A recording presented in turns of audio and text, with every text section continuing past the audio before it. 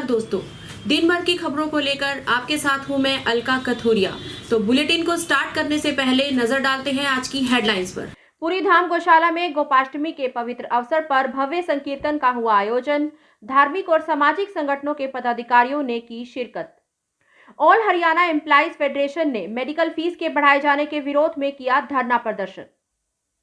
युवा रोजगार समिति द्वारा किया गया बड़ौदा के नवनियुक्त विधायक इंदु राज नरवाल उर्फ भालू का स्वागत। स्टाफ नर्सिस के रिक्त पदों को भरने हेतु परीक्षा का हुआ आयोजन, सुरक्षा के रहे इंतजाम। बीमा क्लेम हड़पने के लिए एक विवाहिता ने सास और जेठ पर गर्म चाय फेंक कर जान से मारने का लगाया आरोप। दक्ष प्रजापति धर्मशाला के नामकरण के लिए सामाजिक पंचायत का हुआ आयोजन। हरियाणा में नहीं रुक रहे बाल विवाह के मामले, महिला संरक्षण और बाल विवाह ने रुकवाई 2 अलग अलग शादियां। कार्तिक मास शुक्ल पक्ष की अष्टमी तिथि पर पूरी धाम गौशाला में बाबा करणपुरी के सानिध्य में एक भव्य संकीर्तन का आयोजन किया गया। इस मौके पर सबसे पहले हवन यज्ञ करके उसमें आहुति डाली गई। उसके पश्चात गौशाला की परिक्रमा की गई और गौ माता की पूजा अर्चना की गई। उसके बाद पंजाब के जालंधर से आए प्रसिद्ध गायक पंकज दुआ द्वारा हरि नाम का संकीर्तन किया गया, जिसमें भक्तजनों ने श्रद्धा से झूमकर इस भजन कीर्तन का आनंद उठाया। इस कार्यक्रम में बाबा कालीदास, पूर्व सहकारिता मंत्री मनीष ग्रोवर, नगर निगम मेयर मनमोहन गोयल, नवीन जैन, एलपीएस बोसाट के एमडी राजेश जैन, कांग्रेसी विधायक बीबी बत्रा की धर्मपत्नी नीलम बत्रा, होली हाट के doctor Aditya Batra, ward number 19 से पार्षद प्रतिनिधि दीपू नागपाल, बाबा सुरेशपुरी मुख्य अतिथि के रूप में उपस्थित रहे। भजन संकीर्तन पर पहुंचे मुख्य अतिथियों का दोशाला देकर सम्मान किया गया। आइए देखिए भव्य संकीर्तन की कुछ झलकियां।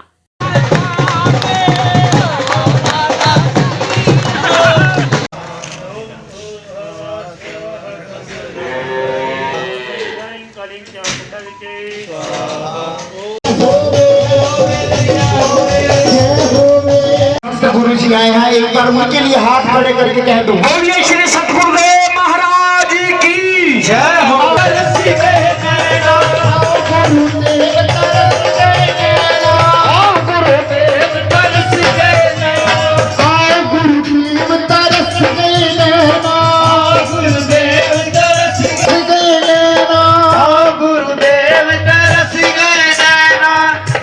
गुरु जी तेरा स्वागत है, बाबा जी तेरा स्वागत है। सतगुरु ईश्वर शाह जी महाराज जी से प्रार्थना है कि एक बार खड़े होकर आई हुई संतों का अभिनंदन और गुरु महाराज को पावन आशीर्वाद देते हुए आप सब जोरदार तालियों से स्वागत कीजिए और प्यार से एक बार बोलिए जय जय श्री बोलो स्वामी बालकपुरी जी महाराज की। है सुहागन की मुझसे नैना मिलाई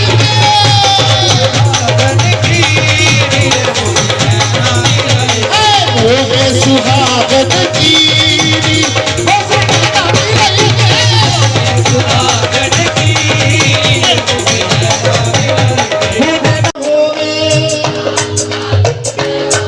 मेरे सतगुरु तेरी जय होवे, मेरे प्रेम तुम्हारी जय होवे।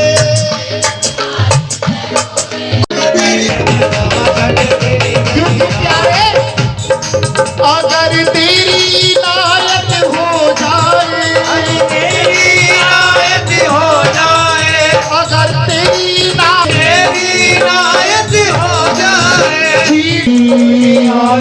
कुछ परिवार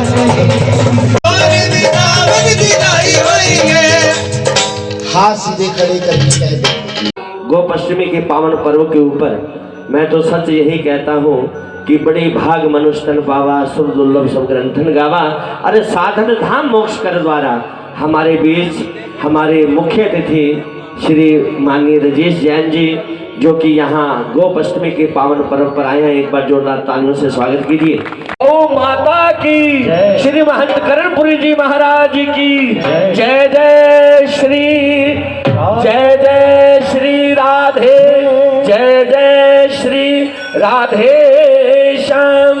गुरु महाराज गौ माता जी का स्वरूप हमारे माननीय श्री हरीश जैन जी को समर्पित कर रहे हैं। बहुत बहुत शुभकामनाएं।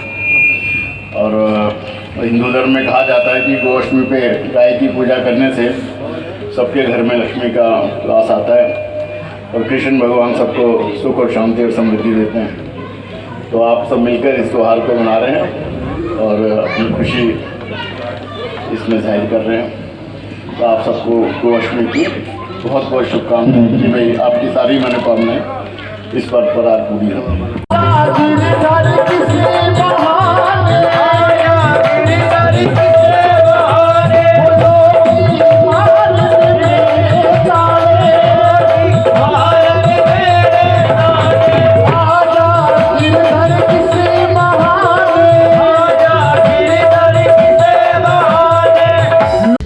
ऑल हरियाणा एम्प्लॉइज फेडरेशन ने हरियाणा सरकार द्वारा मेडिकल स्टूडेंट्स की फीस 55,000 से बढ़ाकर 10 लाख किए जाने के विरोध में प्रदर्शन किया और रोहतक पीजीआई और हरियाणा सरकार के खिलाफ नारेबाजी की।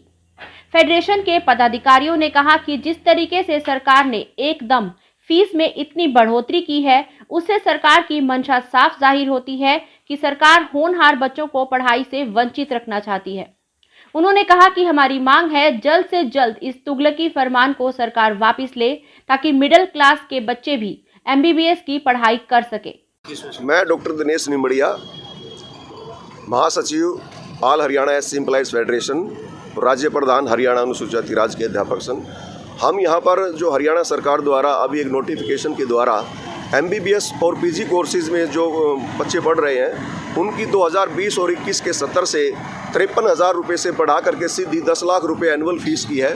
उसके विरोध में आज हम यहाँ इकट्ठे होकर के हरियाणा सरकार से ये मांग करने आए हैं ताकि वो हरियाणा सरकार जल्द से जल्द इन बढ़ी हुई फीस को वापस ले, क्योंकि हरियाणा सरकार पता नहीं क्या सोच रही है ताकि ये गरीब आदमी जो है ये इतनी फीस कहाँ से लाएंगे। हरियाणा सरकार कह रही है कि ये बॉन्ड है और आगे इनको 40 लाख रुपए का लोन मिलेगा। तो मैं हरियाणा सरकार से पूछना चाहता हूं कि वो गरीब आदमी इस प्रकार के लोन को किस प्रकार से चुकता करेंगे। और मैं ये मानता हूं, हमारी एसोसिएशन ये मानती है कि कहीं ना कहीं हरियाणा सरकार इन गरीब व्यक्तियों को डॉक्टरी की पढ़ाई करने से कहीं ना कहीं वंचित कर देना चाहती है। युवा रोजगार समिति द्वारा लक्ष्मीनगर में आज बड़ौदा के नवनियुक्त विधायक इंदुराज नरवाल उर्फ भालू का स्वागत किया गया। इस अवसर पर समिति ने विधायक भालू को चादर और पगड़ी पहनाकर सम्मानित किया। अपने सम्मान समारोह में पहुंचने के बाद इंदुराज नरवाल उर्फ भालू ने कहा,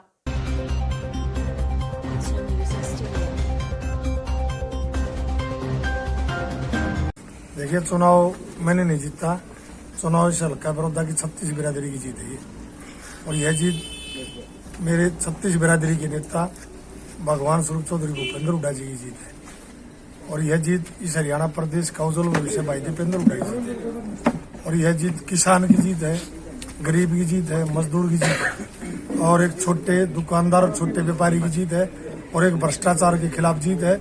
और सबसे बड़ी जीत मैं बताऊंगा आपको, अगर जो इन्होंने बीजेपी ने 36 बिरादरी का जो भाईचारा तोड़ने का काम किया था, हल्का बड़ौदा ने इनको तमाचा मारने का काम किया। अब 36 बिरादरी एक है, एक भाईचारा है। चुनावी जो मिलेगा लो कुछ भी कहो, लेकिन मैं तो ये मानूंगा अब वो करना चाहिए सरकार ने। आपने देखा वहाँ पर यूनिवर्सिटी बनाने की बात करी, घोषणा करी थी, IMT बनाने की घोषणा करी, 2 कॉलेज लड़कियों बनाने की घोषणा करी, राइस मिल की घोषणा करी और IMT की। मैं आपके चैनल के माध्यम से इस बीजेपी सरकार को, मनोहर लाल खट्टर जी मुख्यमंत्री को कहना चाहूंगा कि आप ये काम करें और मेरे को विश्वास भी ये करेंगे। मैंने मुख्यमंत्री जी पे टाइम लिया मिलने का, 3-4 दिन हो गए, मैं मिलूंगा। मुख्यमंत्री जी का बयान आता है, बालू मेरे दोहरावा तो मैं काम करूंगा। बालू मुख्यमंत्री के पास नहीं, मंत्री के पास भी जाएगा, संतरी के पास भी जाएगा, अगर हल्का बड़ौदा की कहीं जरूरत पड़ेगी अफसर के द्वार भी जाएगा। मैंने किसी के द्वार जाना पड़े तो वहां जाऊंगा। विकास के लिए और क्या योजनाएं हैं आपकी? बहुत सारी योजनाएं हैं, जैसे 10 साल का राज हुड्डा साहब का राज था, उसमें जो एक बड़ौदा हल्के को विकास की तेज रफ्तार दी थी। 5 साल बीजेपी की सरकार, 1 साल गठबंधन सरकार, इन्होंने बड़ौदा हल्का का जो विकास था उसको रोकने का काम किया है। और मैं देखूंगा अगर 10 नंबर का पेपर होना माइनस भी नहीं लगती। इन्होंने कभी भी एक ईंट लगवाने का काम नहीं किया हल्का बड़ौदा। मैं हल्का बड़ौदा के विकास के लिए, शिक्षा के लिए, रोजगार के लिए, स्वास्थ्य के लिए पेयजल व्यवस्था के लिए, और बहुत सा इलाका है हल्का बड़ौदा में जो एक किसान का खेत है वो पानी से भर जाता है, उसकी निकासी के लिए पुरजोर लड़ाई लड़ूंगा और मुख्यमंत्री से भी हरियाणा सरकार से मांग करूंगा। पंडित भगवत दयाल शर्मा स्वास्थ्य विज्ञान विश्वविद्यालय द्वारा स्टाफ नर्स के रिक्त पदों को भरने के लिए आज परीक्षा का आयोजन किया गया। परीक्षा को निष्पक्ष करवाने के लिए प्रशासन ने पूरे इंतजाम किए हुए थे। साथ ही कोरोना काल के चलते भी प्रशासन द्वारा नियमों का पालन किया गया। विद्यार्थियों को परीक्षा में बैठने से पहले सैनिटाइज किया गया और सोशल डिस्टेंसिंग और मास्क जैसी जरूरी चीजों का भी ध्यान रखा गया।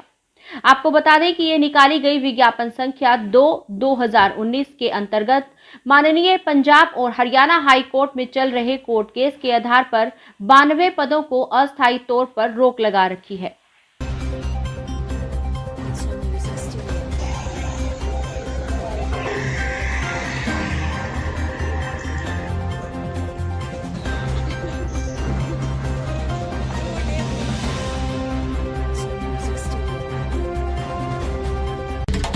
एक विवाहिता द्वारा बीमा क्लेम हड़पने के लिए उसके सास और जेठ के द्वारा उस पर चाय फेंककर उसे जान से मारने का आरोप लगाने का मामला सामने आया है।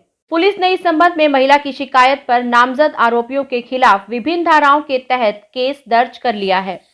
पुरानी सब्जी मंडी थाना में तेज कॉलोनी निवासी महिला ने बताया, मेरा नाम आरती वाइफ जितेंद्र, तेज कॉलोनी रोहतक से हूँ जी। मेरे हस्बैंड का एक्सीडेंट 3 साल पहले हुआ था, 3 साल से कोमा में है। मेरी सास और एक गड़ी सापला से अभिजेंद्र और मेरे जेठ ज्ञानेंद्र जी मेरे को मारने की कई बार कोशिश कर चुके हैं, मेरे पति की संपत्ति हड़पने के लिए और मेरे पति को, और बहुत बार मेरे भैया को धमकी देते हैं। 20 तारीख को इसके चलते उन्होंने मेरे ऊपर चाय का बड़ा पतीला डाल दिया उबलता हुआ और कहते हैं या तो यहाँ से चली जा वरना हम अपने बड़े बेटे को निकलवा कर मरवा देंगे तेरे को। और मैं इसके लिए 2 साल से महिला थाने में, चौकी में, एसपी का हर जगह पेश हो चुकी, मेरे को न्याय नहीं मिल रहा जी। आपकी सास ने भी आपके खिलाफ शिकायत दी गई है? हाँ, मेरी सास ने झूठी दी है जी। वो ऐसे खरोच वगैरह मार के खुद भी, पहले उसने चाय डाल दी गर्म मेरे ऊपर है, फिर वो ये हो गया कि अब क्या करूँगी, तो ब्लेड वगैरह मार के वो खुद झूठी शिकायत दर्ज करवा दी उन्होंने। तो मेरे को इंसाफ दिया जाए मेरे हस्बैंड को और मेरे को सेफ रहने का, कि उनसे बचाओ मेरे को भी। दक्ष प्रजापति धर्मशाला के नामकरण के लिए सामाजिक पंचायत का आयोजन किया गया। इसमें 36 बिरादरी के लोग एकत्र हुए और अपनी राय दी। सामाजिक पंचायत में पहुंचे गणमान्य लोगों ने कहा कि दक्ष प्रजापति धर्मशाला का बोर्ड लगा दिया गया था, लेकिन कुछ दबंग लोगों ने अपनी दबंगाई दिखाते हुए न केवल उस बोर्ड को हटाया बल्कि अपना कब्जा भी करना चाहा, जिसके एवज में उन्होंने कानूनी कार्रवाई करते हुए पुलिस में लिखित शिकायत दी और इतना ही नहीं, मुख्यमंत्री के नाम भी ज्ञापन सौंपा। उन्होंने बताया कि पिछले महीने भी वे अंबेडकर चौक पर इसी मुद्दे को लेकर एकत्रित हुए थे। आइए सुनते हैं क्या है इनकी मांगे। ये जो आज पंचायत रखी गई है, सामाजिक पंचायत रखी गई है, जिसके अंदर सभी 36 बिरादरी के लोग शामिल हुए हैं। गड़ी बोर गांव के अंदर जो दक्ष प्रजापति समाज का बोर्ड लगा था, कुछ दबंगों ने आकर उस बोर्ड को उखाड़ दिया था। इसके बारे में प्रजापति समाज ने और अन्य लोगों ने साथ मिलकर मुख्यमंत्री को, प्रधानमंत्री को, सबको ज्ञापन भी दिया था। पिछले महीने अम्बेडकर चौक पर भी इकट्ठा हुए थे। जब 17 पार्षदों के साइन हैं और वो जगह माननीय सांसद, पूर्व सांसद के द्वारा प्रजापति समाज के नाम पर लूट की गई है, तो आज ये दबंग उस पर कब्जा करना चाहते हैं। तो आज ये 36 बिरादरी की पंचायत यहाँ पर इकट्ठा हुई है। हम लोगों ने कमेटी बनाई है और हमें तो लगता नहीं कि हमारा सरकार से कोई रोष नहीं है, हमारा रोष है प्रशासन से। प्रशासन ने अब तक कोई भी ठोस कदम नहीं उठाया है। अगर 7 या 8 दिनों के अंदर प्रशासन उनके खिलाफ कोई FIR नहीं करता है तो मजबूरन हम सब लोग रोड पे उतरेंगे और इस सब के लिए प्रशासन खुद जिम्मेवार होगा। गड्डी बोर में चौपाल है, उसका कुछ दबंग आदमियों ने बोर्ड पाट दिया था और उसी उपलक्ष्य में उसमें ये पंचायत रखी गई है कि अगर किसी को पंचायत इस प्रकार रखी गई है कि भाई वे कह रहे हैं कि भाई ये दक्ष प्रजापति के नाम से नहीं है, अभी एजेंडे में रखा जा रहा है, वो पास हो जाएगी। अगर नहीं है तो इन बोर्ड लगा दिया था अपना, तो बोर्ड लगाने का हक मान लो उनको नहीं है तो किसी को पाड़ने का भी तय नहीं है ना।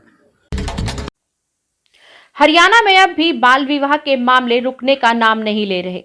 शनिवार की रात को भी महिला संरक्षण एवं बाल विवाह निषेध अधिकारी ने 2 अलग-अलग शादियां रुकवाई और उनकी बारात बेरंग लौटी, जिसमें लड़की की उम्र 17.5 साल और एक दूसरी लड़की की उम्र 16 साल थी, जबकि दोनों दूल्हों की उम्र 24 साल से ज्यादा थी। एक गांव सदुकेन में रुकवाई और एक शादी जीन के शहर में भी रुकवाई गई। पिछले कुछ दिनों में ये विभाग 8 शादियां रुकवा चुका है। विभाग के अधिकारियों का मानना है कि समाज में अब भी अनपढ़ता, कमजोर आर्थिक स्थिति इन बाल विवाह का कारण बन रही है। फिलहाल दोनों पक्षों ने लड़कियों की उम्र 18 साल तक होने तक उनकी शादी उसके बाद में करने का लिखित में भरोसा दिया है। जींद से जयवीर सिंधु की रिपोर्ट। आज जींद में हमारे पास 2 नाबालिग लड़कियों की शादी की सूचना प्राप्त हुई थी, जिसके बाद मौके पर पहुंचे तो दोनों लड़कियां नाबालिग मिली और जो दूल्हे थे वो दोनों नाबालिग मिले। तो लड़कियों की उम्र कितनी थी और लड़कों की उम्र कितनी मिली दोनों शादियों में जी? एक लड़की की उम्र 17.5 वर्ष थी और दूसरी लड़की की उम्र 16 वर्ष थी और लड़कों की उम्र 24 साल से ऊपर थी। तो अगर कांगड़ों की बात करें तो पिछले कुछ दिनों में आपका विभाग लगातार कार्रवाई कर रहा है। पिछले कुछ दिनों में कितनी शादियाँ रुकवाई हैं? पिछले 2 महीने से हमारे पास लगभग 8 नाबालिग लड़कियों की शादियों का हम रुकवा चुके हैं। तो मुख्य कारण क्या रहता है? क्या मतलब इतनी शादियाँ रुकवाई आपने? आज क्या आपने ऑब्जर्व किया है? नाबालिग लड़कियों या लड़कों की शादी क्यों करते हैं लोग? मुख्य कारण माँ बाप का अनपढ़ होना या बड़ी लड़की के साथ छोटी लड़की की शादी ही मुख्य कारण है। तो आर्थिक कोई भी कारण इसमें है? आर्थिक मजबूरियाँ भी हैं लोगों की, इसलिए बड़ी लड़की के साथ छोटी लड़की की शादी करते हैं। अब इकट्ठा ही काम चल जाता है उनका, इकट्ठा है। तो इस तरह के मामलों में क्या कार्रवाई रहती है विभाग की आपको? दोनों पक्षों ने अपने बयान दिए हैं कि हम दोनों पक्ष से लड़कियों की उम्र पूरी होने के बाद में उनकी शादी करेंगे और अभी उन्होंने शादी रोक दी है और दोनों पक्षों ने अपने लिखित बयान दिए। आज के लिए इतना ही। देश भर की और अपने आसपास की ताजा खबरों के लिए मिलते रहेंगे। तब तक के लिए नमस्कार।